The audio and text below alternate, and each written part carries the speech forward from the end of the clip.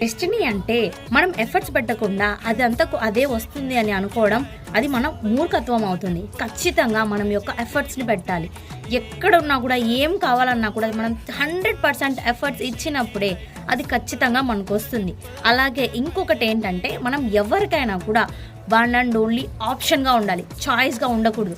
అలా చాయిస్గా ఉండే వాళ్ళకి మనం ఎప్పుడు కూడా మన యొక్క థింగ్స్లో స్థానం ఇవ్వకూడదు. అలా ఎవరైనా కూడా చేశారంటే వాళ్ళని మనం అసలు నమ్మాల్సిన అవసరమే లేదు. అలా ఒకవేళ వాళ్ళు వెళ్ళిపోయినా కూడా మనం హ్యాపీగా ఫీల్ అవ్వాలి. ఇప్పుడు ఇలా ఉంటే మళ్ళీ తర్వాత ఫ్యూచర్లో ఎలా ఉంటుంది ఆలోచించండి.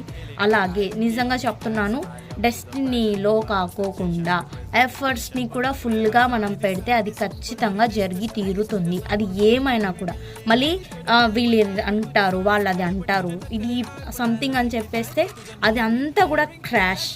So think and get what you want.